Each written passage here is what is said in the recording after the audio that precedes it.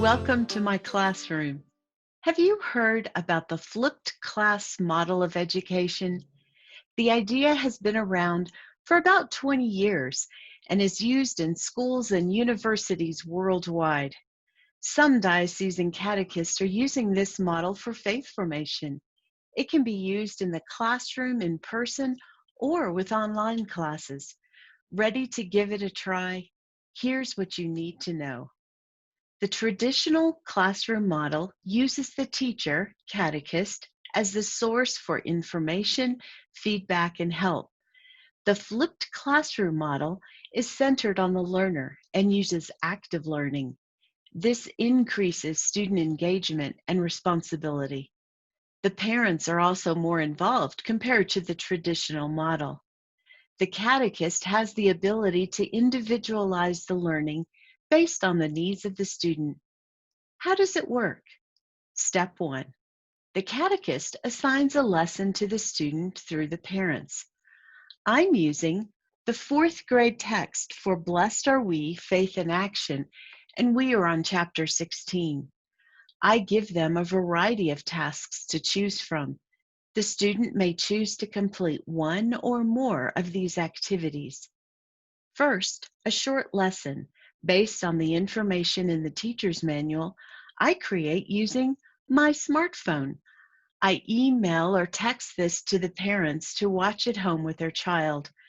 I think I'll tell them about Saint Pope John Paul II and how he forgave the man who tried to kill him. Second, I give the students the take-home pages for their textbook and the chapter activity Blackline Master, or they complete it online. Third, the student completes the chapter work at home with their parents.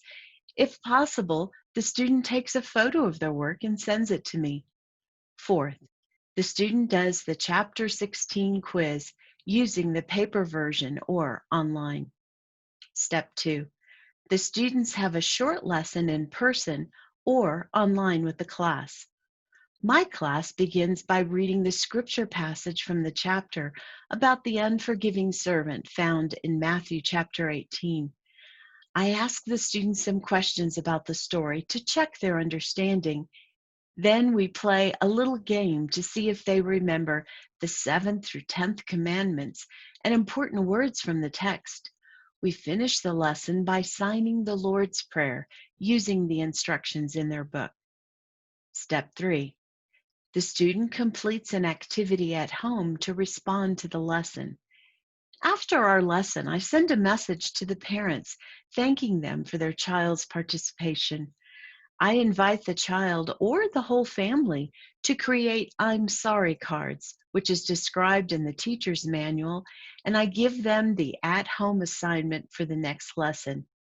By the way, did you know that a creative response to the lesson is a way to assess their faith formation? We don't always have to rely on tests or grades. There is no one way to use the flipped classroom model for faith formation. I encourage you to try new ideas and get feedback from the parents and students. Be mindful of the resources the parents have at home, how much the children are already online, and the amount of supervision and family support the child has. This model can also be very successfully used with adults for faith formation and RCIA. It is true that not all students will do their work at home, but even if they only participate in the class with you, they are learning and hopefully will be inspired to do some of the activities you send home. Here's a quick overview. First, the student does work at home assigned by the teacher. Second, the teacher meets with the students to check their understanding, reflect on the new learning, and apply the learning to their lives.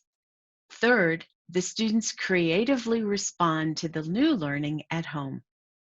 Now for your assignment, create a flipped classroom lesson for your learners. I know you can do it. Give it a try.